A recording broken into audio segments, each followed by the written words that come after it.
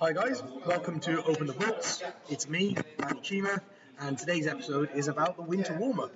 So, a little bit of a downside here. I tried to see if the pairings were going to be up today, but they're not. The pairings are going to go up in the morning.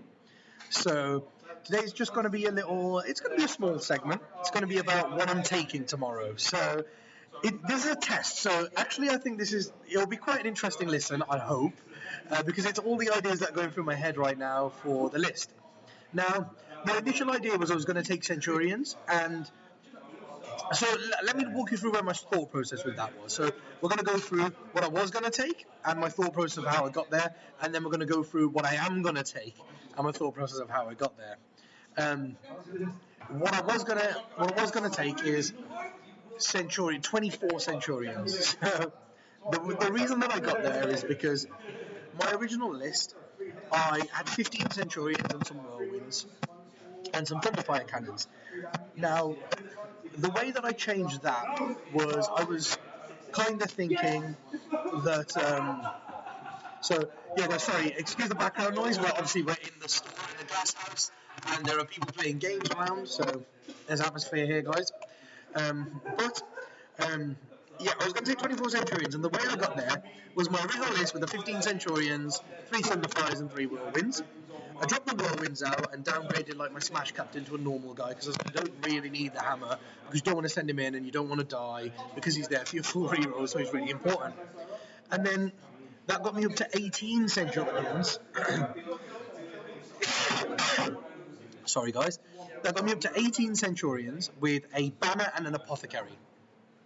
And then I sat down and I started thinking, because if you go that route, you have to have a second battalion. So you have like your 18 Centurions. Bear in mind, I don't have a chaplain anymore. I've just got a lieutenant and a chapter master with no upgrades.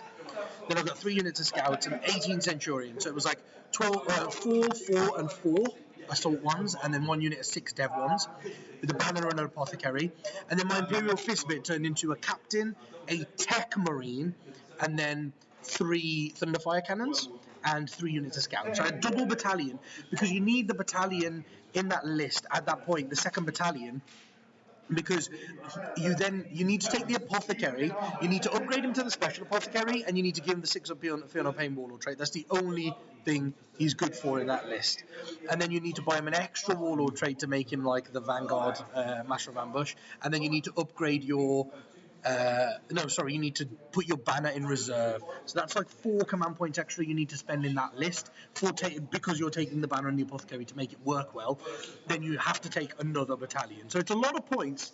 Rich Matthew, hey Manny, hope you and everyone at Glasshammer is good. Hi Rich, thank you very much. Yeah, we are all good. So that's where we're at. You have to take that second battalion to make that list work at that point. And then I thought, hold on, I'm sinking so many points buying 3 extra units of scouts, a tech marine, a banner, and an apothecary in the effort to do a couple of things. And then I played a couple of games with it, and it's great. 18 Centurions is hard for people to deal with, but I'm finding, but on their own. For example, my banner comes in. What I've got is the banner as the redeploy and the apothecary in reserve with the assault sense. So I'm redeploying with the banner with the dev sense, and all he's doing is he's letting like 2 of my devastated Centurions fire when they die. But then I've made holes with the dev unit, so the devastated Centurion unit makes holes in my opponent's army. Then the assault sense want to drop down in those holes, meaning that the banner can't really keep up with them. He can't get to where they're dropping in. So the banner's good just for that Centurion unit. So I'm using the banner to fire 2 Centurions again, if you get slightly unlucky. So 2 Centurions. He's firing 2 Centurions again. And then the apothecary drops in with all the assault sense. Now between them, they have 72 wounds. 18 Centurions, times 4. Yeah, they have 72 wounds. So averagely, after failing 72 wounds, you're going to pass 12 6-up Fear No Pains, which is essentially 3 Centurions. So he saves 3 Centurions over the course of the game. After losing, if somebody can kill all of your Centurions, then you will averagely save 3. Rich Matthew, only just joined, but sounds of things you're talking about ring a pure Raven Guard army. No, this is my Raven Guard Centurions, bro, with my Imperial Fist Thunderfire cannons to give me extra command points and stuff. And obviously Thunderfires that ignore cover. That's what we're talking about. So, yes, at that point, guys, yeah, I'm saving. I'm firing 2 dudes before they die, and then I'm getting 3 Centurions saved throughout the game. So basically, I'm saving 3, and I'm firing 2 before they die. They're not really being saved. They don't get to live for extra time. They're just fired before they die. So firing 2 dudes and keeping 3 guys alive, I thought, okay, is that worth it? Is that worth spending all these command points? So what I did as a trial is I took out the 3 extra units of scouts from the Imperial Fist and dropped the Tech Marine. So the Imperial Fist bit was just a captain and 3 Thunderfire cannons. And then I dropped my Apothecary and my banner from my Raven Guard bit and put my Lieutenant on foot. I believe he's on foot, or he might have a jump pack in that list. Might have a jump pack in that list, I believe, yeah. So you do that, and then all of a sudden, you can gain Centurions, and I was like, how many does that gain? Because if that gains me 3, I'll do it, because averagely the Apothecary is only saving me 3, and the banner doesn't really work too well. He only fires a couple of guys. So as long as I get 3, rather than the Apothecary saving me 3 over the course of the game, I would rather have 3 just in the start of my list. Why not? That's a lot better. So I thought, as long as that gets me 3, I'll do it. But it turns out that gets me 6 more Centurions. So that's a no-brainer. So the list is basically a Chapter Master with a jump pack. I believe this is the list. I believe it fits. Let's do it together. So, a Chapter Master with a jump pack, a Lieutenant with a jump pack, and 3 units of Scouts. And then 936 points. So that's 18 Assault Centurions, and then 6 Devastating Centurions. And then it's 3 Thunderfire Cannons. Oh yeah, so the Tech Marine, so the Lieutenant doesn't have a jump pack. And I drop 1 Hurricane Bolter, and it gives me a Lieutenant. Yeah, guys, so I don't have a Captain with my Thunderfires. So the list is a Chapter Master with a jump pack, a Lieutenant on foot, and then 18 Assault Centurions, 1 doesn't have a Hurricane Bolter. And then, so he's the first guy to die. So 18 Assault Centurions and 6 Devastating Centurions, of 24 Centurions, and then 3 units of Scouts, and then 1 Lieutenant and 3 Thunderfire Cannons for Imperial Fist, and that gives me some command points, and I don't have to use loads on the other things. So basically I worked out, I'm starting the game with 9 command points there. I have a Chapter Master, so I go down to 7.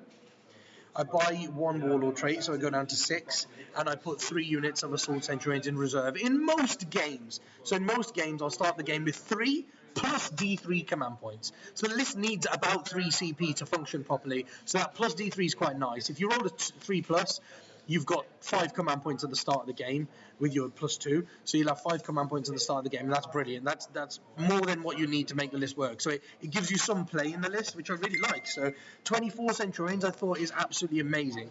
But then from there my thought went to the 2 lists I really want to play at the moment are 24 Centurions and Possessed. I really like the Possessed bomb, so the Possessed bomb was the second list that I thought about.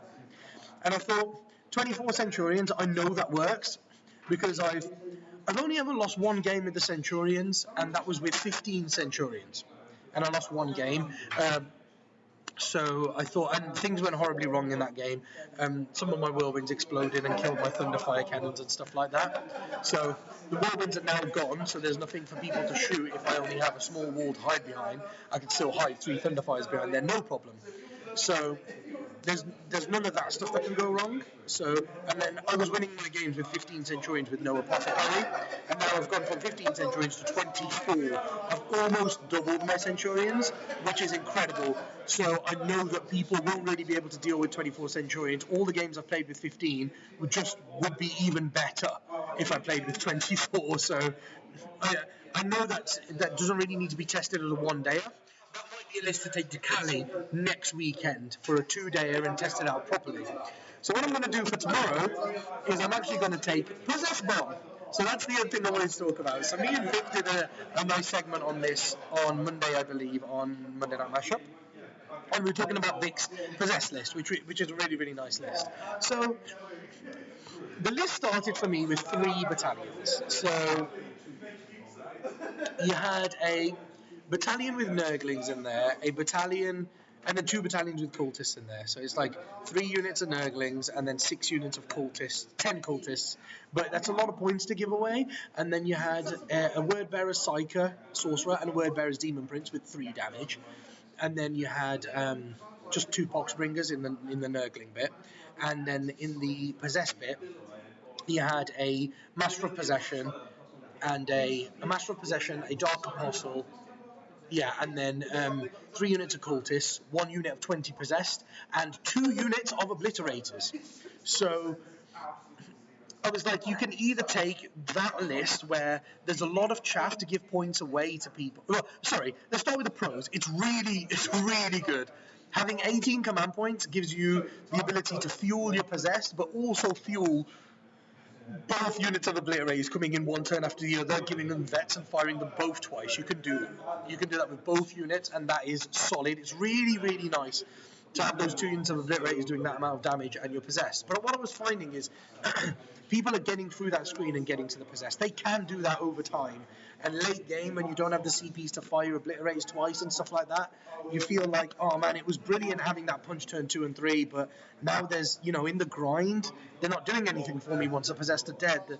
It's very hard at that point. It gets hard. So my thoughts from then went to, okay, what if you take 1 unit of obliterators? Now, the argument for me very much is now 1 unit of obliterators or no unit of obliterators, because the 2 units of obliterators, if you take them, you have to take the triple battalion to fuel them, but then you give away so many points on your cultists. Like, there's so many cultists that die. Your Nurglings are only 3-man squads, so they're going to die, and people will get to your possessed. So I don't know, I'm not too much of a big fan of the 6 obliterators now. But then the army list with 1 unit of obliterators is a bit more balanced. Basically, you're dropping 1 unit of obliterators to add like 3 demon princes, to upgrade guys to 3 demon princes, and then you can afford to drop 3 squads of cultists. So you drop chaff, you upgrade guys to demon princes, and you have like 2/3 demon princes in there. And then you put a Lord Discordant in the Alpha Legion bit. Now this is my play. This is what I really like. The Lord Discordant, and me and Vic thought of this together. We were just thinking about so many different ideas, and we've been backward and forward all day today talking about what we should do. Now, the Lord Discordant is brilliant. He's key. You can have a Lord Discordant, and you can buy a Warlord trait from him where he's -1 to hit. So he's -1 to hit outside of 12 inches for being Alpha Legion. Then he's -1 to hit with his Warlord trait. Then on a 2+ at the start of the battle round from your Dark Apostle, he's another -1 to hit. So pretty reliably, he's going to be -3 to hit. But then you can cast Miasma on him because he'll have the Mark of Nurgle, and then he's -4 to hit. And then you move the possessed up behind him, and you pop Conceal, and all of a sudden, he's out in the open, so he's the nearest visible enemy unit, so people have to shoot that Lord Discordant, but they can't. Most things can't even shoot him because he's -4 to hit. And then if they can't shoot him, if he can't die, then they can't shoot the possessed because he's alive. And you can only shoot the possessed if they're the nearest visible enemy unit. So the idea is you have this -4 to hit Lord Discordant out in front of your possessed, and people can't kill the Lord Discordant or the possessed. So it's a really good idea in theory. I just need to see whether it works on the table, and I really want to try it out. And then we went from there, I thought, let's take this 1 step further. If I don't have the Obliterator, because at that point I was like, yeah, you have 3 units of 3 Nurglings, and you have, the cultists are irrelevant, the 30 cultists are irrelevant, they're going to hold backfield objectives for you and sit at the back and do that kind of stuff and screen off the back of the board. That's what they'll be there for.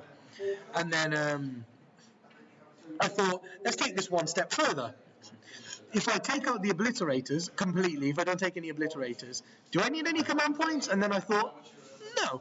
I could probably run the army with 1 battalion at that point if I wasn't going to take any obliterators. And then if you lose the obliterators completely, you come to such a, like, all the chaff is gone. All of the cultists are gone. You have 0 cultists, which is really nice, actually, because there's not many points for people to pick up there then. And it's a very lean list. You get one battalion and 2 supreme commands. So roughly where I am with the list at the moment, I believe it fits. Let's I'm going to do it. I'm going to do it with you guys. And basically, you get a Lord Discordant. The -4 to hit Lord Discordant.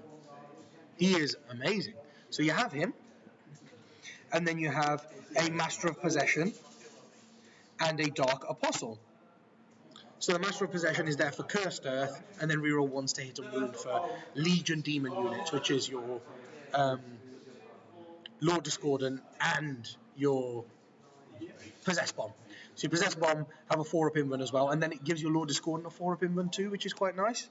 So you have those 3 characters, Lord Discordant, Master of Possession, and Dark Apostle, and then you can take in your Elite slot, in your Supreme Command, you can take your unit of 20 Possessed. So that was what I was thinking, I was that you could drop that battalion completely if you don't take any Obliterators and just take it as a Supreme Command.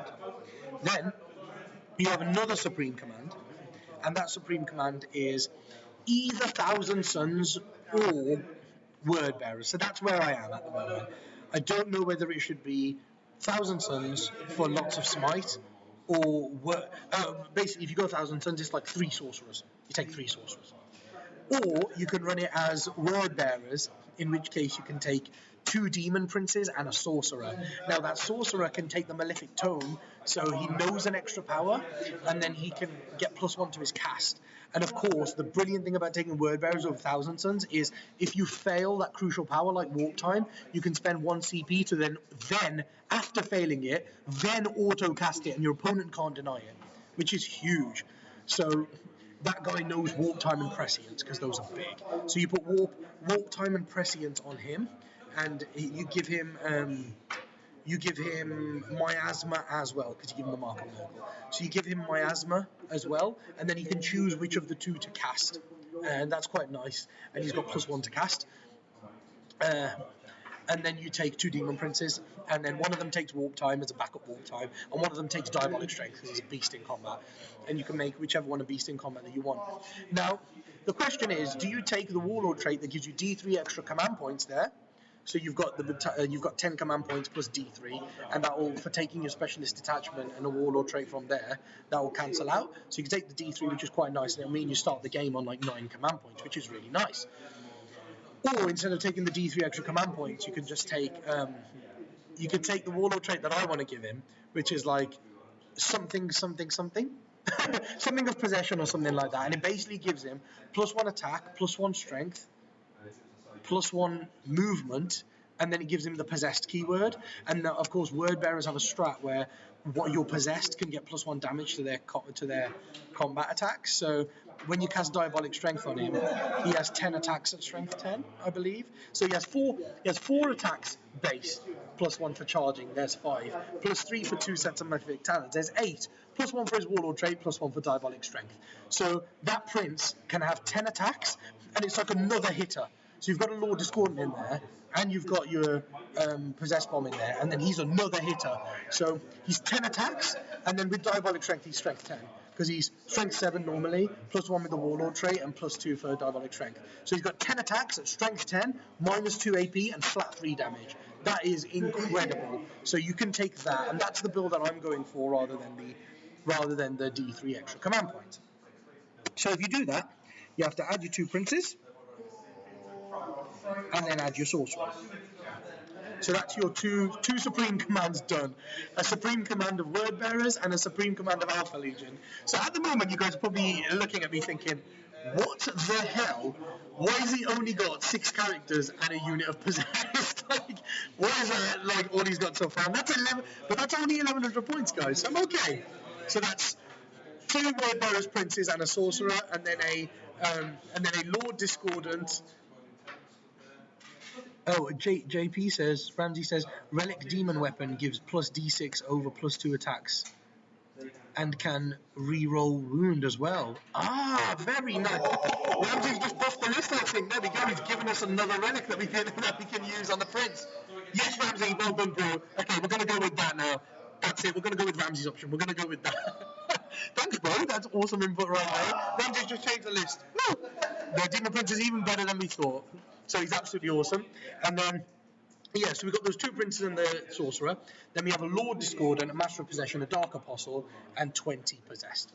Now, the only screen I have there at the moment for my possessed is a Lord Discordant with -4 to hit on him, which is pretty damn good. And then I thought, you know what, because we've dropped the Blitz and we've gone this lean and we've taken these characters and we've got so much hitting power in that list now, we just need a bit more survivability. And then I thought, what do you take for survivability?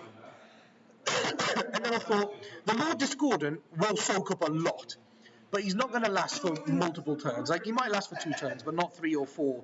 And you need something that will last. So I thought, you know what, 3 Plague Burst Crawlers. So we've gone for a Nurgle detachment, not a Death Guard detachment, a Nurgle keyword detachment for the final, and that's a battalion. So in that, we've got 3 Plague Burst Crawlers. Now, those Plague Burst Crawlers are absolutely amazing. They're so survivable. So on top of that Lord Discordant that's -4 to hit, we've got 3 tanks that are toughness 8 with a 5 up invulnerable and 5 up feel no pain. They'll screen you off for a very, very long time as well. When you take 3 of them and that Lord Discordant, that's just so much screening, and then your 2 Demon Princes can push up forward as well behind that screen, and they're really survivable. And your Possessed Bomb, it's going to put a lot of pressure on my opponents. So I put those 3 in, and it takes me up to 1,500 points. So after that, I take a Poxbringer to cast Miasma on my to cast Miasma on my Possessed, or the Lord Discordant, like we were discussing earlier, so to make him -4 to hit. So you could do that, and then you put in a Demon Prince, a Nurgle Demon Prince. So he then gives you Virulent Blessing, which is +1 to wound and +1 damage. +1 to wound and +1 to wound and double damage on 7+. So with the +1 to wound, it's on a 6+ you do double damage. But then of course with like veterans, you can do double damage on a 5+, which is really nice. So you can do that. And I'm already doing mortal wounds on 6s for my Warlord trait from my special detachment from Vigilus, so that's quite nice. So there's a lot of damage there, and now you've got 3 Demon Princes now, which is really nice to have. That's such a threat. 3 Plague Burst Crawlers, a Lord Discordant that's -4 to hit. He has a brilliant screen, but when he gets there, he's going to smack hard as well. Then we've got 3 Demon Princes and the Possessed Bomb, so there's a lot of hitting power there now. And the reason why you take the Nurgle Demon Prince is it gives Nurgle Demons reroll 1s to hit. So if you don't pass your power on your Master of Possession, he's like a backup reroll 1s to hit for your Nurgle Possessed. So that's really good because they're Nurgle and they're Demon. So he can give your Nurgle Possessed reroll 1s to hit, but then also he's giving your Plague Burst Crawlers reroll 1s to hit, and that is amazing. That's key because it lets you interact with Thunderfire Cannons at that point. You know, you move your Plague Burst Crawlers, they're hitting Thunderfire Cannons on 5s and stuff like that. When you're rerolling 1s, it makes them that tad bit more reliable, and it's just, you needed a second HQ anyway, and you needed someone who's going to cast stuff for you, so why not do it? So you can go down that route, and I really like that. So that's what we've gone for at the moment. And then you've got 3 units of Nurglings as your troops. Now that's incredible. 3 units of Nurglings is really good there. They let you do some weird stuff. So I can, for example, I can hide them behind ruins. Then I can advance. I can pre-game move 9 inches with my Possessed, and then you can pop not be targeted on them. Now it's really weird, but you can only shoot them if they're the nearest visible enemy unit. Meaning that if my Nurglings are hidden from my opponent and they can't actually see my Nurglings, they can still shoot my Possessed. So if they can position themselves where they can't see the Nurglings and they can see the Possessed, they can still shoot the Possessed, which sucks, but it then makes the Possessed the nearest visible enemy unit, so they can be shot.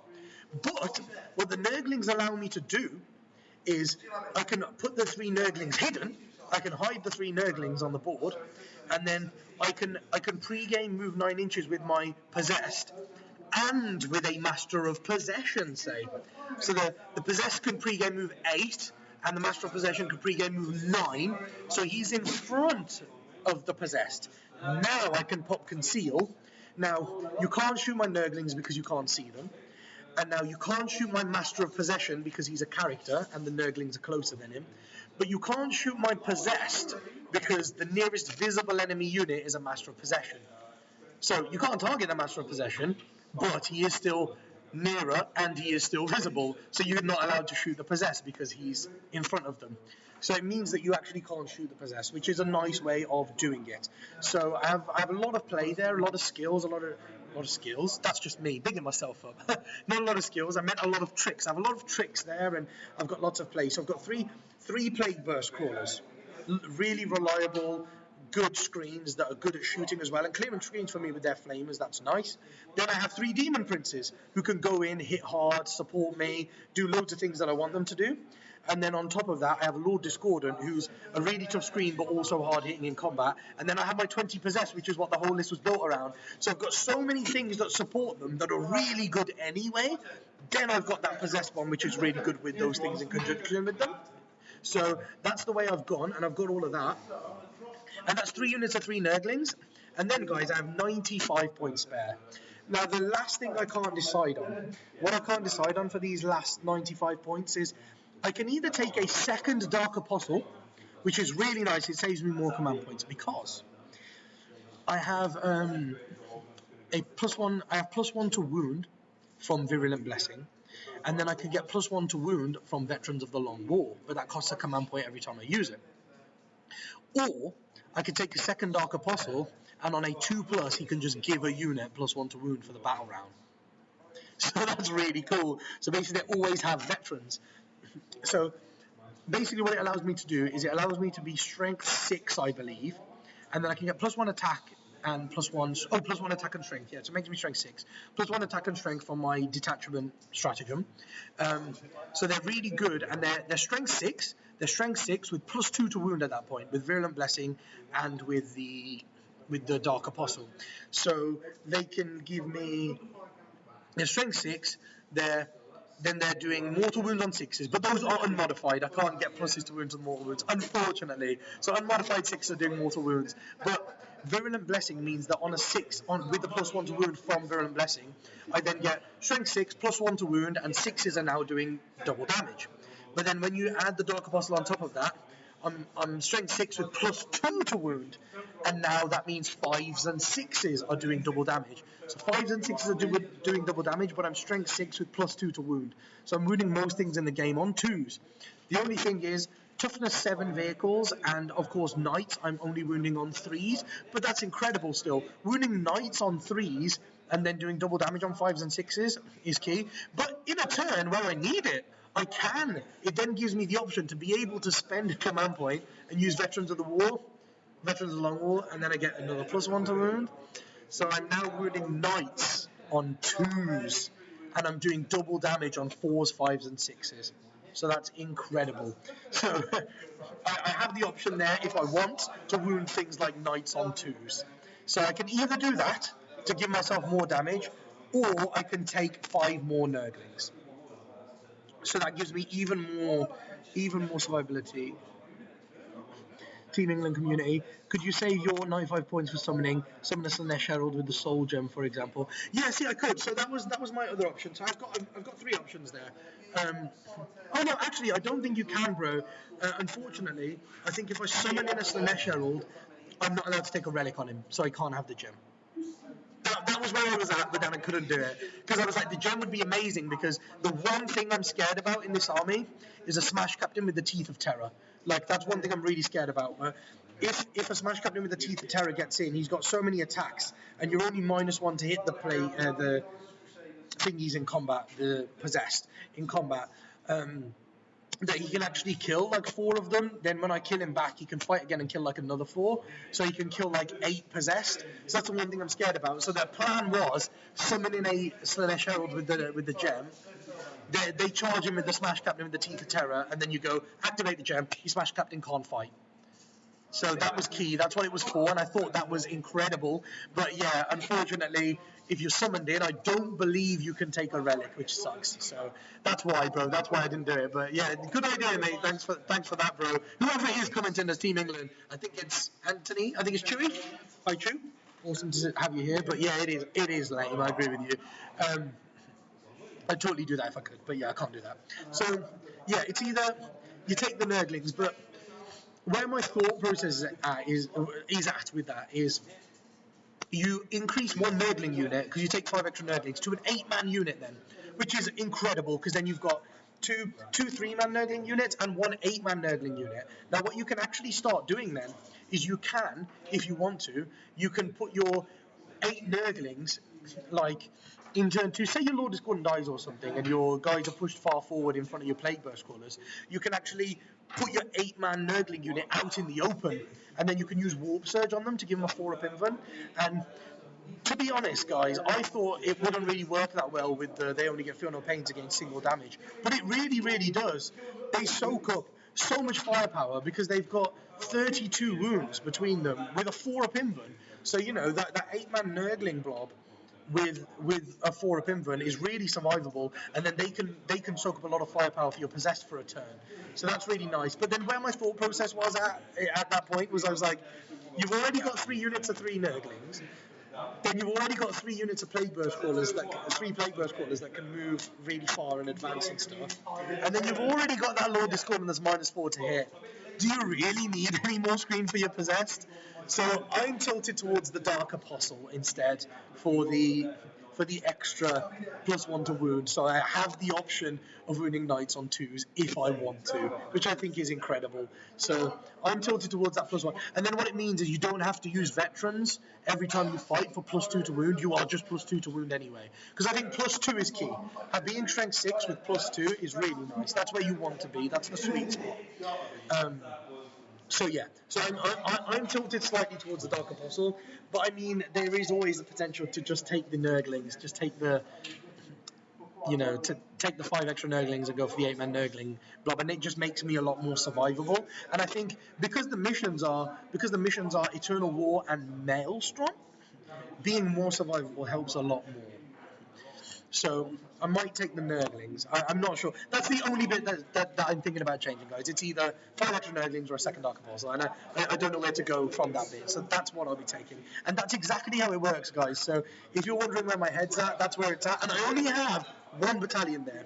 So I've cut out 60 cultists from the first list. I have lost 6 obliterators, but they were kind of unreliable because you have to roll D3s and stuff. And for me, they're reliable because I can roll D3s very well.